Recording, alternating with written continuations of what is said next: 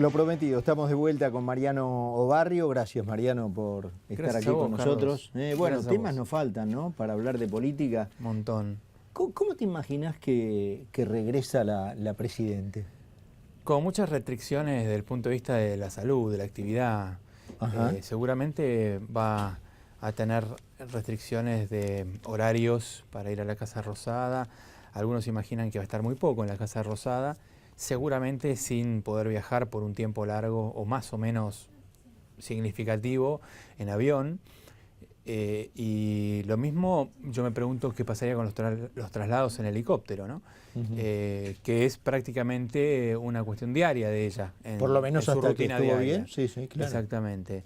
El otro tema es la intensidad y la frecuencia de los discursos y los actos públicos. Eso va a estar muy restringido.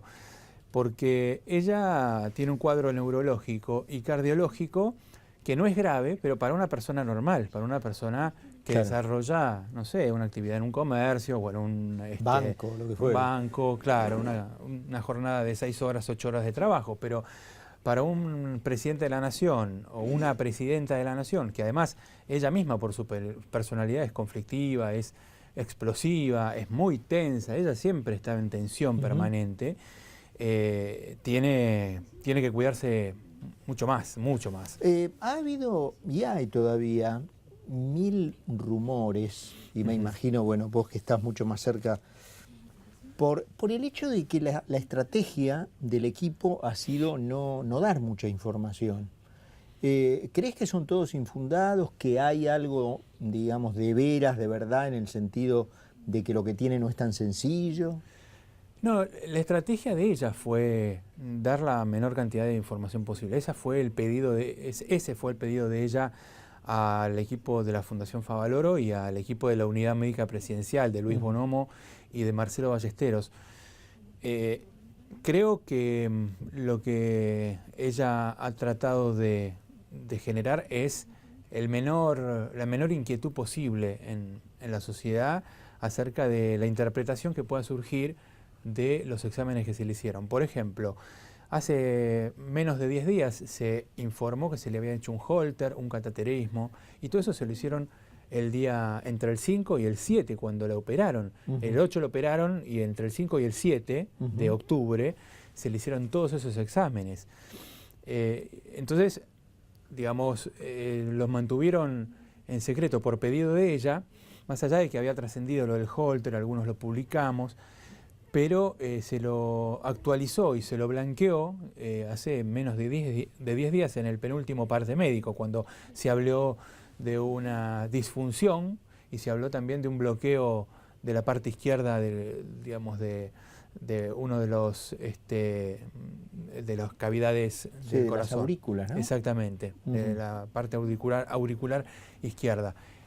En este sentido, yo lo que creo es que ella no tiene nada grave que signifique riesgo vital, pero efectivamente tiene un cuadro que la va a hacer disminuir sus tareas. Entonces, quizás en este sentido sí hubo ocultamiento, además también hubo muchas tensiones entre el equipo político, Carlos Zanini y Oscar Parrilli, con el equipo médico, ¿no? Para tratar de acortar el reposo. El equipo médico se plantó, sobre todo la gente de la Fundación Favaloro, en que el reposo tenía que ser estricto. Y ahora, efectivamente, en la última parte médico se dijo que en los 30 días de reposo, que esto se cumple el jueves, se tiene que dar un nuevo examen médico y ahí se va a decidir si se reintegra el viernes o el lunes, o si se reintegra una semana más tarde, ¿no? Ahora te voy a preguntar por el regreso, porque vos me pintaste muy bien, digamos, el panorama médico sobre su eventual regreso desde ese punto de vista, pero ahora te voy a preguntar sobre el otro regreso, porque viste que justamente con su ausencia se han profundizado como dos bandos en él, de halcones, palomas. Exacto. Muy incluso específico, o más específico a lo mejor que en el tema político, en el tema económico, cómo encarar el tema de los holdouts, el tema de la deuda, el tema de la inflación. ¿Y ahí cómo crees que vuelve ella? ¿A quién crees que de esos dos equipos va a respaldar? ¿De qué lado crees que se va a poner? Yo creo que va a darle una de cal y una de arena a cada uno, ¿no? Digamos, por ejemplo, Zanini quiere Uribarri en la jefatura de gabinete, Capitanich en el Ministerio de Economía. Me imagino un escenario, esto ya es una conjetura propia, no hay información acá, un escenario en donde si estos son las alternativas que se manejan, quizás podría hacerle un favor a Zanini en la jefatura de gabinete y ponerlo a Bosio como ministro de Economía, como un hombre más allegado al ala más moderada, más pro mercado. ¿Y eso no significa más choques? Bueno, pero ella administró durante varios años estas, digamos, estas antinomias internas, ¿no? Su salud le diría, así te fue. Claro, sí, sí, pero creo que en el gobierno hay gente radicalizada, el chavismo que le dicen internamente. Sí, sí. O sea, básicamente Zanini, Kicillof, Moreno. Claro, Zanini, Kicillof, Moreno, Parrilli en alguna instancia. Bueno, Debido es chavista, pero por otro tema, ¿no? Claro. Por los negocios que se han hecho claro. de Estado a Estado. Pero en términos de política económica, Debido está en el bando más ligado... De Vudú, de Lorenzino. Vudú, Lorenzino, exactamente. Él cree más en una racionalidad económica. Y creo que la presidenta, ya por una cuestión de interpretar la realidad, ya sabe que hay que hacer algo desde el punto de vista de la racionalidad económica, en términos de arreglar las cuestiones pendientes con los organismos financieros externos. Ya se hizo lo del CIADI, que tuvo el guiño de ella, ya se hizo lo del Banco Mundial, la recuperación del crédito con el Banco Mundial. Ahora el próximo tema pendiente es cerrar el acuerdo definitivo con el Fondo Monetario Internacional con la cuestión de el IPC, el índice de precios al consumidor, y arreglar el INDEC, algo que pone enfermo a Moreno, y con eso, con ese paso, ir hacia el Club de París, el Club de París, tema del artículo 4. Claro, iniciar un diálogo con el Club de París para obtener créditos tanto para el Tesoro Nacional como para las empresas. Dicen que quieren traer dólares a la Argentina. Bueno, hay un plan. El otro día, lamentablemente, ahí tuvimos un corte en pleno diálogo con Eugenio Bruno, porque fue finalmente, nosotros hablamos el viernes, el tema del fin de semana. Un plan, bueno, armado ya con monio hecho, preparado por el estudio Garrido. Claro, sí. Para terminar con todo de aquí a abril, incluida la deuda con el club. Y bueno, allí aparecería la paradoja de una solución de mercado salvando a un gobierno inamigable con los mercados, ¿no? Pero hay que ver si la Presidenta le da el visto bueno. Es que esto es lo que ya se estaba planificando de alguna manera desde antes de la enfermedad de la Presidenta. Todo esto no es de ahora, esto ya viene diciéndose hace un mes, 2 meses, ya de cuando se veía venir una derrota fuerte en las elecciones, sobre todo después de las primarias, así como se recompuso el tema del impuesto a las ganancias, las asignaciones familiares y demás, que era la agenda electoralista, la agenda amigable con la sociedad, también se postergó para después de las elecciones la agenda más imperialista, digamos, ¿no? La agenda que no es tan popular o tan nacional y popular. Pero ella sabe, y bueno, desde hace mucho tiempo su deterioro con la relación con Estados Unidos y con el presidente Obama ha tenido mucho que ver con esto. Ella sabe que no nos quieren recibir en ningún lado, ni siquiera en el G20. Ella no ha tenido en el último G20 en San Petersburgo reuniones con ningún jefe de Estado, prácticamente con nadie. Y ella percibió el clima hostil que hay en el mundo por no tener arreglado el CIADI, el Club de París, el tema de los holdouts. Con el tema de los holdouts también se está hablando de una negociación importante que tendría que ver a lo mejor con integrar a los bonistas que ya están reestructurados con los holdouts, ¿no? Sí. O sea, y es muy inteligente la propuesta. Exacto. Incluso la Argentina recibiría dinero fresco, ¿no es cierto? Pero bueno, no quiero, digamos, concentrarme en esta parte, no, te quiero aprovechar. Sí, no, claro. Por eso no me quiero apasionar demasiado, porque de este lado yo tengo el tiempo en contra, ¿viste? Sí, no, está claro. Pero básicamente creo que la presidenta tiene que dar una señal. Quizás la señal podría ser Bosio en economía. Se lo quiso tentar hace un tiempo también a Mario Blecher. Es decir, la presidenta está buscando economistas que vayan con una visión pro mercado, ¿no? Me parece que de afuera del gobierno nadie va a aceptar, pero sí un Bossio está con muchas ganas, seguramente él, y eso es un hombre bien visto por Vudú, Lorenzino y demás. Ahora, el otro tema es el político, ¿no? A quién ponen en la jefatura de gabinete. Puede quedar Abal Medina, no está haciendo una mala gestión, digamos, visto desde el interior del gobierno. Lo que pasa es que Abal Medina hoy es del lado de los Vudú, de los Lorencinos. Exacto, porque Abal Medina ha generado una muy buena relación con los gobernadores y con el peronismo, cosa que no ha hecho Zanini. El ala zaninista, digamos, el ala gurka, el ala fundamentalista del gobierno, no tiene relación con el peronismo. El extremo es la cámpora. Claro. ¿No? En cambio, Abal Medina es un hombre que está operando mucho con los gobernadores, con Daniel Scioli, con todos los gobernadores del país, y internamente dentro del gobierno se ha ganado algún respeto en ese sentido. ¿Me das el puente para que te pase un poquito más al tema político puro?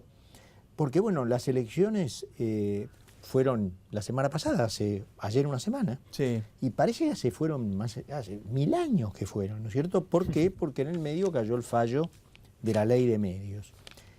¿Cómo crees que le ha pegado eso a los que ganaron, a los Massa, digamos, a los Macri, a los Wiener, a los Cobos, a los que salieron a decir el lunes en una elección en particular en la que parece que todos ganaron, pero bueno, ellos sí lo podían decir con certeza. Claro. Y 48 horas después, nadie les preguntaba ni la hora. ¿Cómo ves ese tema? Les cortaron el festejo. Les cortaron el festejo. Fue una operación claramente orquestada por Zanini y por Cristina antes de caer en... Ahora, la Corte se prestó a eso. Y aparentemente, bueno, la presión fue muy fuerte para que se hiciera antes de las elecciones. Visto con el diario del lunes, algunos opositores hoy te dicen, qué bueno hubiera sido que el fallo hubiera sido antes de las elecciones. Claro, lo han dicho, para hacer esto lo hubieran dicho antes. Claro, lo hubieran hecho antes, porque antes de las elecciones quizás incluso mostraba ante la sociedad el poder que todavía tenía Cristina en cuanto a la potestad de disciplinar a los medios, a la prensa, o a su intento de disciplinamiento, porque yo no creo que vayan a lograrlo, ¿no? Y además que... Ahora volvemos sobre eso. Esto después, digamos, las elecciones después hubieran cortado el festejo por la ley de medios, claro, ¿no? Hubiera sido inverso el tema. Claro, exactamente. Ahora no, ahora se dio en un orden en el que, evidentemente, el fallo de la Corte le generó a la oposición una suerte de interrupción en su festejo. Pero bueno, yo creo que esto se va a pasar, van a pasar los días, el fallo ya irá entrando en una dinámica de lo diario, es decir, seguramente Clarín va a decir lo suyo, ya hoy presentó el plan de adecuación, el gobierno va a actuar y ya esto entrará en una dinámica más administrativa, más judicial y va a continuar la política, porque ahora se viene el 4 de diciembre, se va a venir la sesión preparatoria, que es donde se eligen los cargos en la Cámara. Ya se viene, por ejemplo, seguramente en diciembre, el pliego de César Milani, el jefe del ejército. Entonces, todas estas cosas seguramente van a traer mucho más política y realineamientos dentro del peronismo disidente. Ahora nos metemos ahí, habrá Mariano. que ver cómo sigue la política, porque esto pasa y después continúa. Yo creo que el triunfo no se va a evaporar, el triunfo de la oposición, ¿no? Pero no quiero que se me escape porque por ahí suelto, vos dijiste, no creo que vayan a lograrlo, digamos, esta uniformidad, este objetivo de ir por todo en el tema medios, aún con un fallo a favor. Explícamelo un poquito más, ¿qué querés decir con no creo que lo vayan a lograr? No creo que lo vayan a lograr porque la sociedad demostró el domingo 27 de octubre que quiere un sistema político pluralista, un sistema de medios pluralista, un sistema, medios de comunicación que informen y quiere límites para el poder, ¿no? Y entonces, en un contexto en donde la sociedad está reclamando límites y está reclamando mucha verdad, está reclamando, abordar los problemas reales y no la agenda del gobierno, hay ya de por sí un clima, digamos, poco propicio para el avance sobre los medios tal como lo quisiera hacer el gobierno. Ahora, yendo más a lo legal, al fallo, Esto seguramente, bueno, vamos a repasar un poco. Hoy se presentó la adecuación voluntaria de Clarín. Clarín propuso 6 grupos empresarios que todavía no se conocen sus accionistas, eso se va a resolver conforme vaya sucediendo el proceso. Y ya Sabatella dijo que aceptará analizar esta propuesta, igual que aceptó analizar la propuesta del Grupo 1, la propuesta del Grupo Telefe, la propuesta del Grupo Telecentro. Entonces, la propuesta del Grupo Clarín va a entrar en esta dinámica burocrática del AFCA con Martín Sabatella, y Martín Sabatella va a tener que actuar como un funcionario independiente, que no lo es, obviamente que no lo es, ¿no? Pero va a tener la sociedad y los medios de comunicación muy concentrados en su actuación, y además va a tener al Grupo Clarín, que ante cada una de las decisiones que tome el gobierno en cuanto a, supongamos, rechazar esta propuesta y cambiarla por una adecuación de oficio, cada vez que el grupo vaya sobre una licencia de Clarín, pongámosle Canal 13, o alguna señal de Cablevisión, o Canal Metro, o alguna licencia de todo el conglomerado de 158 licencias de Cablevisión, va a haber una presentación judicial del Grupo Clarín. Y esto, además, el fallo de la Corte Suprema se encargó de dejar muy abierta la puerta a que esto pueda suceder.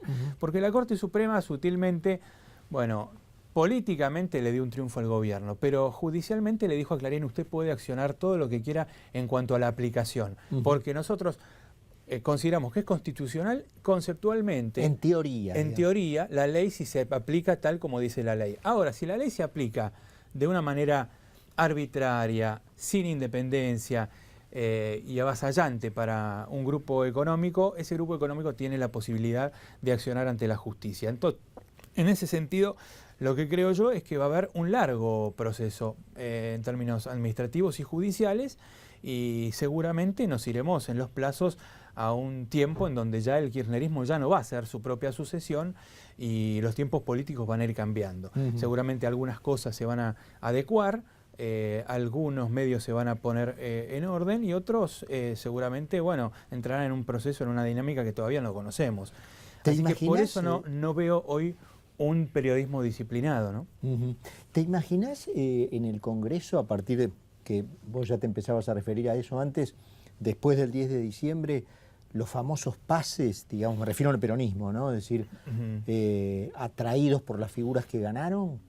Fíjate, Miguel Pichetto, el jefe del bloque, Sí. hizo una nota, un reportaje que le hizo mi compañero y colega Gustavo Ibarra en La Nación, en donde dijo cosas que vale la pena volver a leer. Salió el sábado pasado en el diario.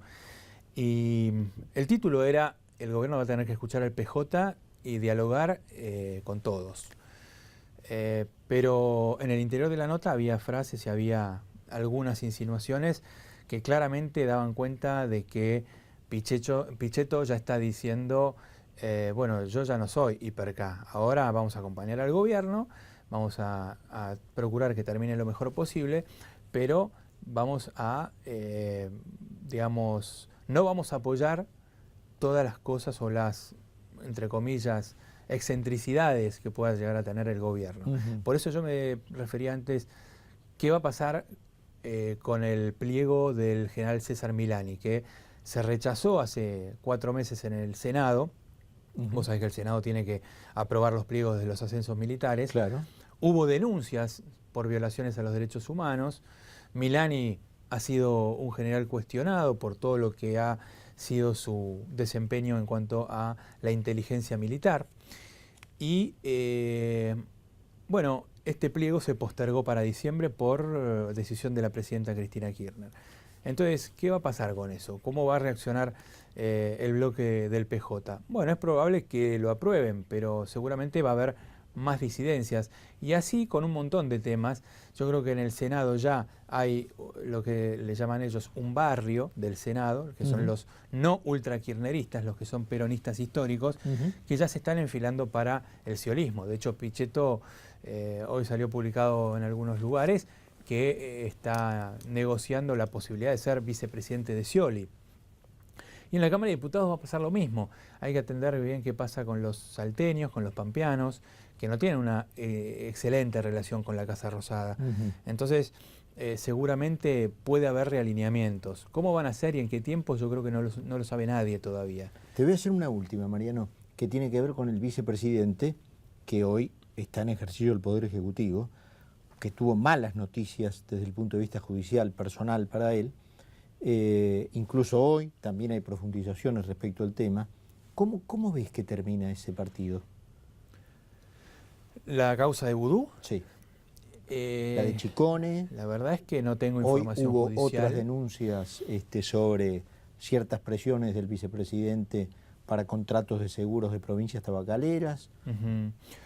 Yo creo que la situación de Vudú es comprometida. Ahora, si él va a tener un procesamiento antes o después del 2015, es imposible. Nunca hubo arriesgarlo. Un vicepresidente procesado en la Claro, Argentina. Nunca. Es difícil que pase, pero hay que ver cómo se van dando los acontecimientos de la política también, ¿no? Todo esto hay que sopesarlo con la salud de la presidenta, sobre cómo va a ser la segunda parte del segundo mandato de Cristina Kirchner. Yo tiendo a pensar que la situación de Vudú es más comprometida después del 2015 que antes. Ajá. Pero en la Argentina todo se precipita, así que también puede haber cuestiones judiciales. El hecho de que ya permitan la validez de la declaración de Laura Muñoz ya es un dato muy importante, es un indicio. Lo que te puedo decir como tema general, como razonamiento general, es que en la justicia hay un gran sector que quiere tomarse muy en serio las denuncias de corrupción. Hay un gran sector de jueces y de fiscales que están viendo la necesidad de ponerse al día con temas de la corrupción del kirchnerismo. Ahora habrá que ver qué tiempos se aplican a esto y cuáles son las causas, ¿no? Ya de por sí a Moreno no le fue bien en algunos juzgados. Esto también tiene que ver con la pelea que ha tenido el gobierno con la Secretaría de Inteligencia. La Secretaría de Inteligencia ha sido siempre un organismo que ha interferido también en la justicia a favor de los gobiernos. Y en este momento Cristina Kirchner tiene una fuertísima pelea con Francisco Larcher. La única persona que le responde en la Secretaría de Inteligencia es Héctor Icazuriaga.